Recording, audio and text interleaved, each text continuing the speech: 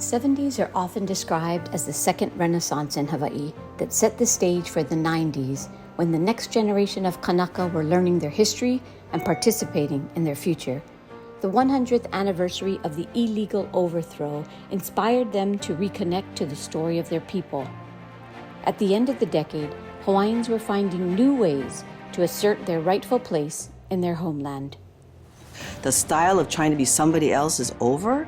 We don't need our Hawaiian people to look anywhere else but within our own systems. There was an awakening of our cultural ties, who we were as a people, and so you saw a lot of activism. In 2000, the U.S. Supreme Court came out with a major case. It's called Rice v. Cayetano. That raised really major concerns in our community. There's just so much that can happen when people are informed and inspired and can connect. So it was a really exciting time. While we were very aware, we weren't an organized political body, a strong voice at any level of government. There wasn't an opportunity for Hawaiians to come together around their different disciplines just because they were Hawaiian. The Council for Native Hawaiian Advancement was created as a member-based nonprofit to unify our Hawaiian community. Founded during a pivotal time in Hawaii's history, CNHA would bring diverse leaders and organizations together to chart a course for their future.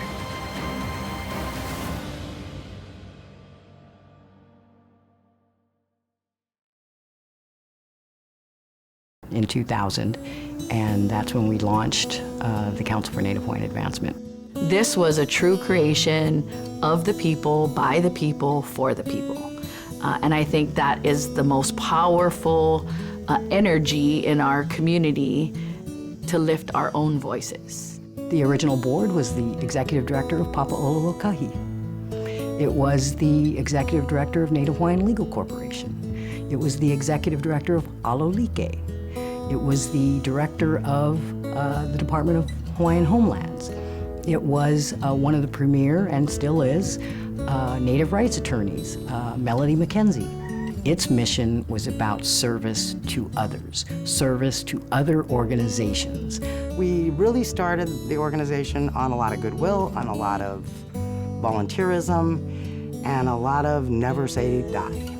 Its key soldiers, its key deputies were a bunch of 20-somethings. Brandy Lau, Lilia Kupuniai, Alapaki Nahaliat, my younger sister Jade Danner, that believed in things way bigger than themselves. And I remember meeting with Robin one day. She offered me a job, and basically to put on the first annual Native Hawaiian Convention. And then one of the organizations that we solicited sponsorship for, they actually donated one of their employees, who happened to be Haley Ihainia. And that was how we met Ala. It was through her that she asked her mom to help us with the opening ceremony. She was the only kumu that could have been the right one to malama this child and bring it forward. It had to be Lena Ala Kalamahaini. Auntie really embraced us, loved us, and made sure no matter all the noise that was going on in community about the edgy things that we were doing, she gave us cover. The fact that she was supporting these efforts, I think, really brought people together. The annual Native Hawaiian Convention became the #1 thing we were going to do. If we did nothing else all year long, we were going to convene a convention that really brought all those different aspects of community development and Hawaiian cultural revitalization and preservation together so that we could begin to talk to one another. The very first annual Native Hawaiian Convention for CNHA, there were 500 people there, which was mind-boggling. Out of convention, sometimes what's born is a relationship between that 8A that has a nonprofit because it needs to, they feel an obligation to give back, and now they've found their nonprofit partner that they can support, right? So a lot of that kind of interaction and engagement and growth was not on the agenda, but it was on the agenda. It made us feel included. So they had that energy. CNHA had that energy from the beginning, inclusion. It's the coming together of community to develop ideas, to work towards their collective advancement. So finding solutions about our future. How do we ensure that our people are safe and healthy, and how do we make sure that our aina is preserved and that our people are able to live on our aina? What's our relationship with our state government, our federal government? How are we viewed by them, and how should we interact and view them? The learning curve was pretty steep to learn how to participate on a national platform. And so a lot of that kind of figuring it out was the early days. My first time going to a CNHA conference, Hawaiian Community Assets hosted a housing luncheon, and it was a start of a long-term relationship. Robin dedicated time to helping grow Hawaiian Community Assets, the organization, and myself personally. And from there, I sat on the board.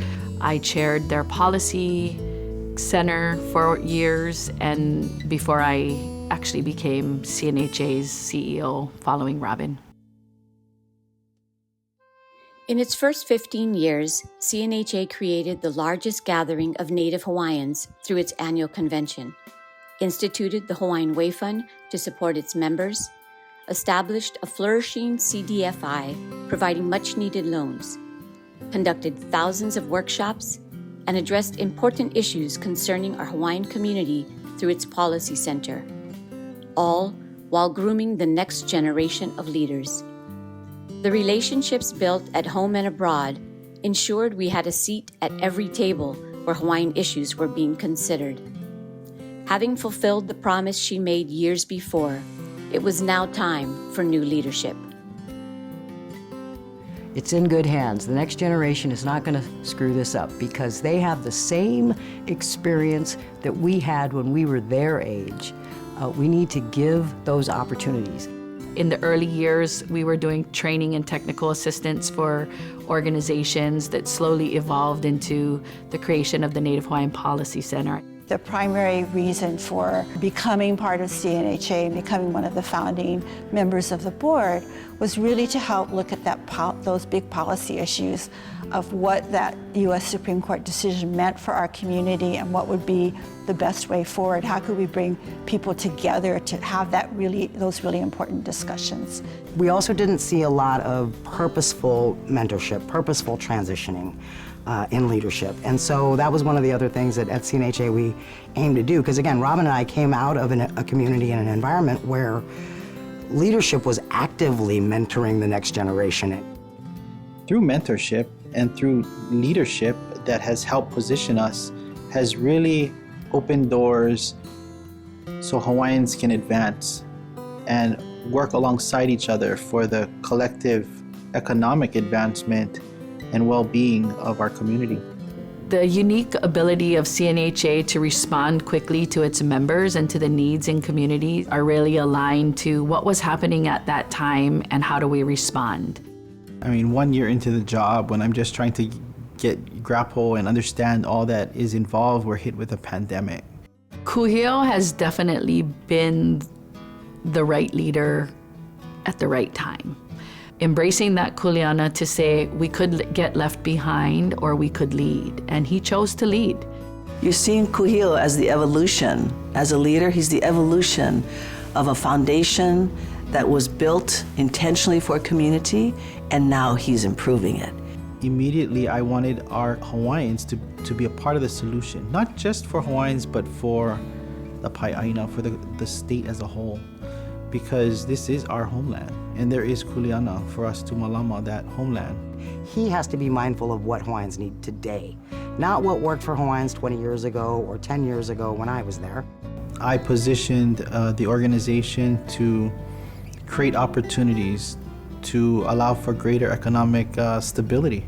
Started with the pop-up makeke. Fast forward, it's been just over a year.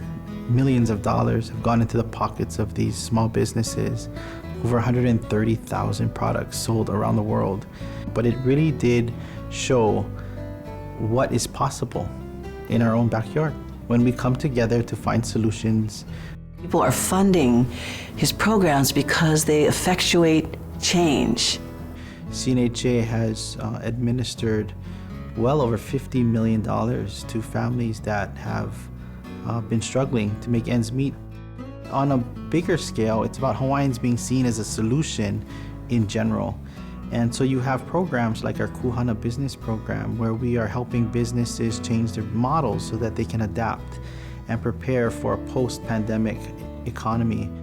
Today, they've put CNHA on the map to be leading Hawaii on a number of fronts with a different level of respect, not just saying that we're a Hawaiian serving institution, but we are Hawaiians, an institution serving Hawaii.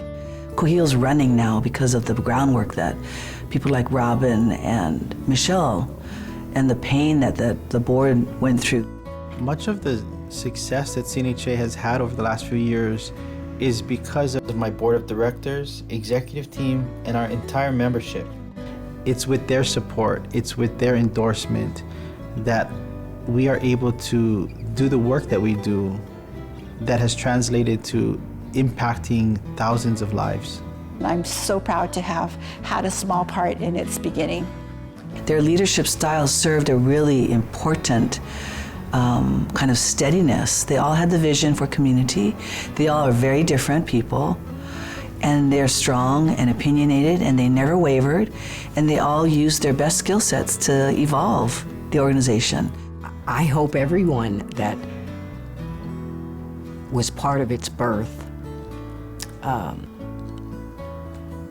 can feel proud of their gift. Despite what happened in our past, how do we pave a better way forward? And a better way forward for Hawaii is only going to be better when Hawaiians are acknowledged and a part of that conversation. And so that is a critical role that I think CNHA continues to play. The mission of CNHA hasn't changed. It won't change. The approach might change in how we administer that mission. But the work that they began many years ago is really a foundation that not just me, but everyone around CNHA, the greater community, gets to stand on and continue to define its destiny. The successors of CNHA aren't even born yet, but I'm positive that if it stays true to help other organizations, then I have no worries about CNHA. Happy birthday, CNHA. Yeah, 20 years CNHA. Congratulations, Council for Native Hawaiian Advancement, on 20 awesome years. So proud to have had a part in starting CNHA. Happy anniversary, you made it to 20. Happy anniversary, CNHA. Happy birthday, CNHA.